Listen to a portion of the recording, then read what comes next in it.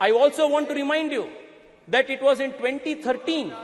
It was in 2013 that Honorable Prime Minister Narendra Modi, as the candidate for Prime Minister, as the BJP's candidate for Prime Minister, when he visited Thiruvananthapuram, visits Nambi Narayan, promises that the country will stand by him again. And it was in 2018, after Narendra Modi government came into power, that Nambi Narayan was given the honor of Padma Shri Padma Bhushan, and that was how Narendra Modi government has respected, strengthened the scientific people and scientific institutions of India. Madam, I only want to conclude by saying this. Our scientists, the scientific community of the country, for their glorious achievement in successfully completing the Chandrayaan Mission 3. On behalf of 1 billion Indians, and most importantly on behalf of young Indians who look up to climbing new frontiers in science and technology, I thank all the scientists of ISRO for inspiring a generation of Indians by achieving something that was considered impossible. It's only rare that in the history of a nation, moments like this come, which inspires and unites a nation. And the landing of the Chandrayaan mission on the moon was one such rare moment where the whole nation stood in unison, saluting the scientific prowess and achievement of this great country. While I am indeed proud that our country became the very first nation in the world to land successfully on the south side of the moon, I am even more proud that I represent a city which is the science capital of India, and even this mission Chandrayaan 3, while it is made in India, it was also made in Bengaluru, the city that I represent. Most speakers who have spoken earlier than me have highlighted the achievements of ISRO in the last few decades and how the scientists of ISRO have not only shown the world how to make efficient space missions, but also do it in a cost-effective manner. I wouldn't want to repeat most of the points that have been already covered.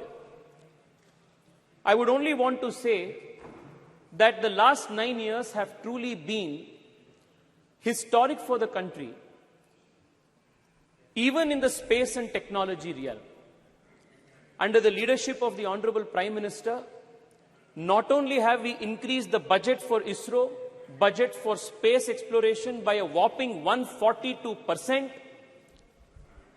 we have also strengthened scientific institutions, whether it is CSIR, whether it is funding for IISc, or leveraging technology to benefit the last mile delivery of services to the people.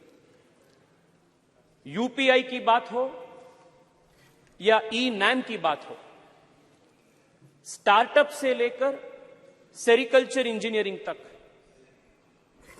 Sports engineering से लेकर quantum computing तक, अटल innovation mission से लेकर national research foundation तक कई सारे चीज पिछले 9 साल में मोदी सरकार ने किए हैं, जो अपने देश के साइंटिफिक इंस्टीट्यूशंस के फाउंडेशन है, इसको बलवर्धन करने के लिए हिस्टोरिक एंड रेवोल्यूशनरी चीज पिछले 9 साल में हुए. Madam, I wanted to keep my speech as apolitical as possible. I wanted to keep my speech as academic as possible. But the speakers from the opposition benches have indulged in a continuous Nehru bhajan from morning, instead of doing a bhajan of ISRO and ISRO scientists. And that is leaving me with no option but to correct and place before this honorable house, this august house, some very important facts about what was the contribution of certain figures whose hagiography is trying to be written today by members of the opposition. An impression is made to be given that everything scientific in India, all scientific achievements in India, whether it is ISRO, whether it is DRDO, whether it is CISR, whether it is IISc, every scientific achievement in India is credited to Nehru.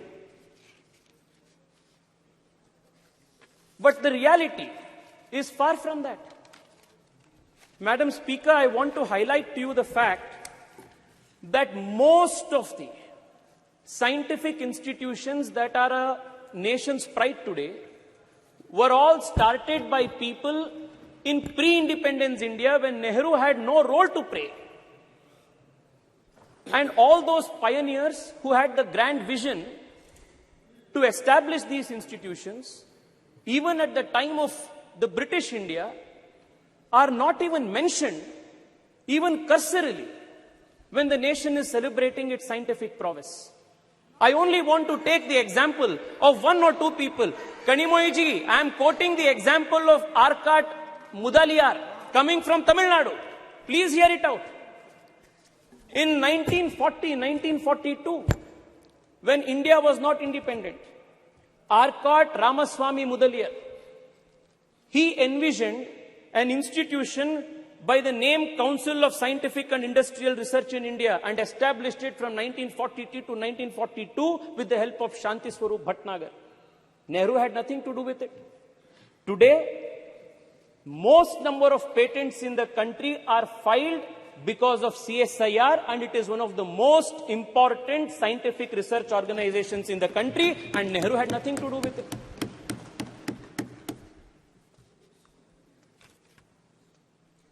Let me tell you what role Nehru played. Immediately after independence, when the institute, CSIR, was brought under the Ministry of Industries and Commerce. In one of the meetings, at the very beginning of the CSIR after independence, Pandit Nehru says, the members of the governing body will appreciate that it is difficult for me to devote much time to many aspects of the work of the council. For the present everyday work, Dr. Shyama Prasad Mukherjee will, however, look after the council. It was because of Dr. Shyama Prasad Mukherjee, the founding father of my party, the earlier avatar of the Bharatiya Janata Party, Jan Sangh, that the country's earliest scientific establishments were strengthened and gotten strengthened at the root level. Dr. Shyama Prasad Mukherjee, as the Minister of Industries and Commerce, set up the National Physical Laboratory, National Chemical Laboratory, National Metallurgical Laboratory, Fuel Research Institute, Ceramic Research Institute, Central Leather Institute, Central Electrochemical Institute. All of these institutions were started, strengthened, and supported by Dr. Shyama Prasad Mukherjee.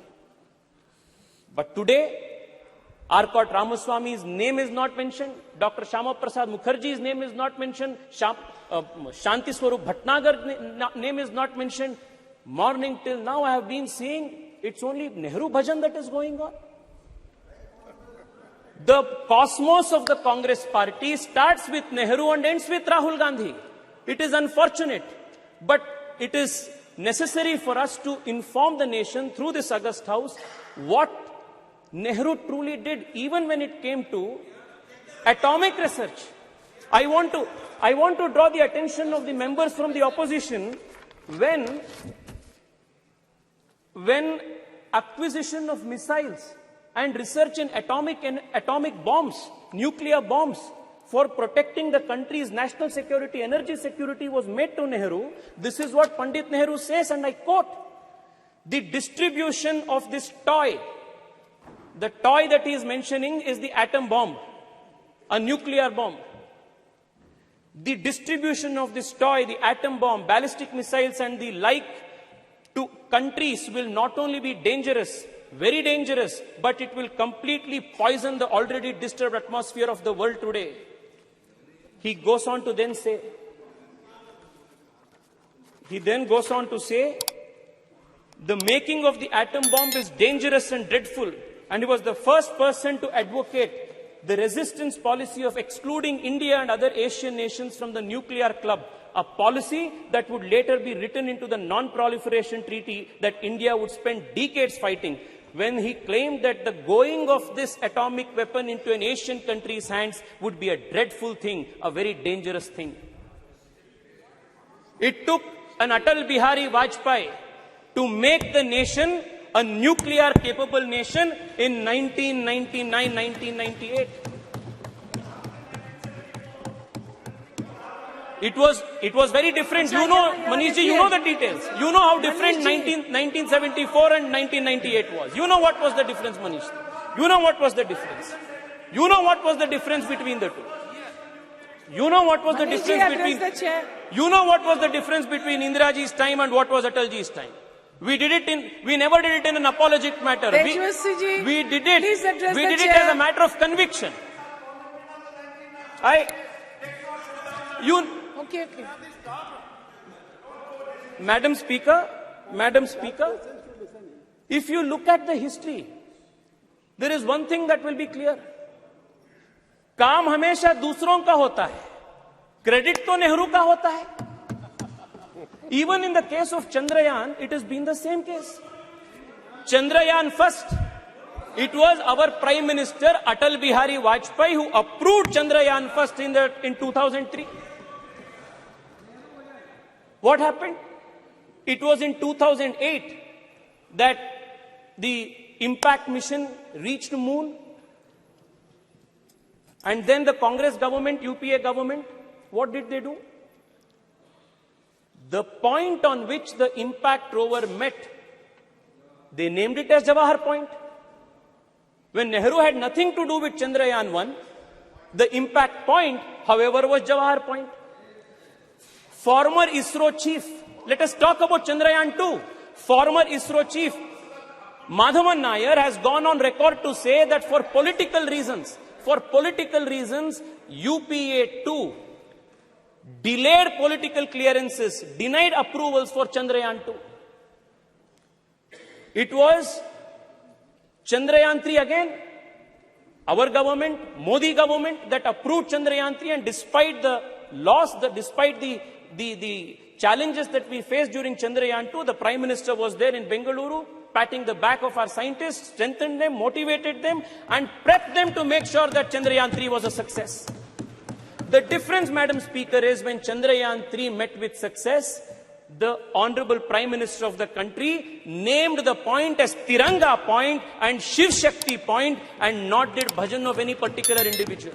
Please conclude. Madam, allow me 2-3 minutes more, please. Please. There are 2-3 important issues that needs to be brought to the notice of this August House.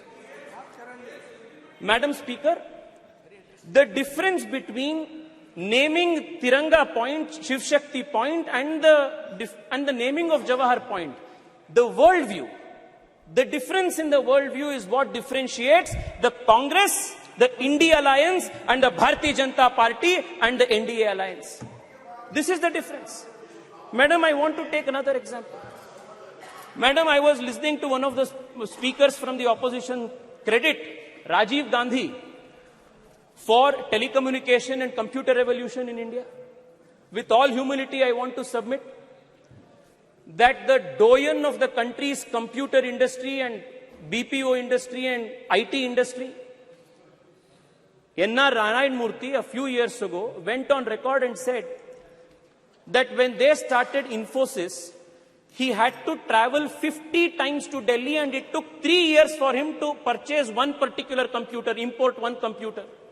This was the state of affairs of this country for entrepreneurs, for scientists who wanted to start something new.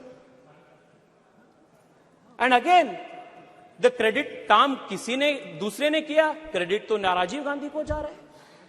Madam, I also want to point this out. The exploration of space, the quest to understand what lies in the space is not something new for this civilization. Starting from the Rig Veda to this day, the journey has been continuous.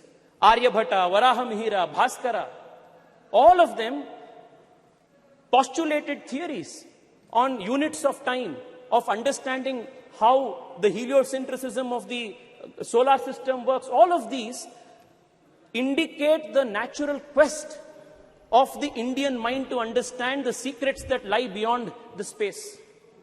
Never in our history Never in our civilizational history was any scientific man or woman persecuted, hunted down for their beliefs, for their theories and postulates. Whereas in other civilizations, you will find examples of the Hypatia of Alexandria who was stoned to death. Galileo Galilei, Nicholas Copernicus, Johannes Kepler, many such scientific minds were persecuted for various reasons. But this is the only civilization in the whole world where scientists and people of science have never been persecuted all through the civilizational history. Thank you. The only exception to this, please, madam, please give me 2 more minutes, madam. The only exception to this is the persecution of a scientist from ISRO by the Kerala Congress government, Nambi Narayan. And this is the only exception where a scientist was persecuted for political reasons by the Kerala Congress government. I also want to remind you that it was in 2013 that Honorable Prime Minister Narendra Modi, as the candidate for Prime Minister, as the BJP's candidate for Prime Minister, when he visited Thiruvananthapuram, visits Nambi Narayan, promises that the country will stand by him again.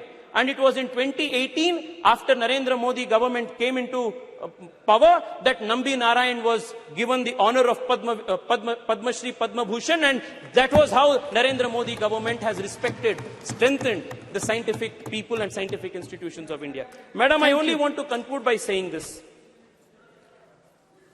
Madam, many institutions are extremely important for strengthening our scientific prowess. One of them is HAL. I come from Bengaluru, and I want to tell you that just 7-8 years ago, the state of HAL was in dire distress. Today, not only is the company, the organization manufacturing LCA Tejas, but in recent meeting of the Honorable Prime Minister in Delhi, in US, along with GE, they have gotten into a memorandum of understanding to manufacture GE 414, F1 414 engines with 80% technology transfer that is going to make India a superpower in this. Madam, Madam Speaker, I will conclude with just this. I will conclude in 1 minute, madam. In 1 minute. Madam,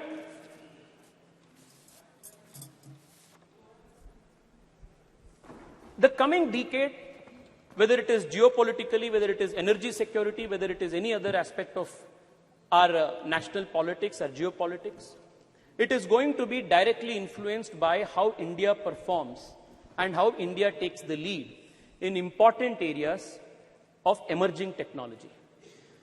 And I must credit the Narendra Modi government for making India future-proof and tomorrow-ready by institutionalizing and supporting important scientific missions. I would want to read out only 4 or 5 of them.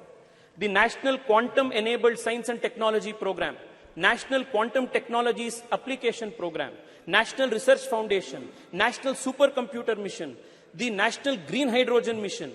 All of these are important programs that the government of India has undertaken to make India a pioneer in emerging technologies. One of the points that was made by Karti Chidambaram ji, one of the points that he made, a very relevant point that he made, was how to popularize science among young people and students. I want to tell him that the Modi government in the last few years has been working with a mission focus to popularize science among children.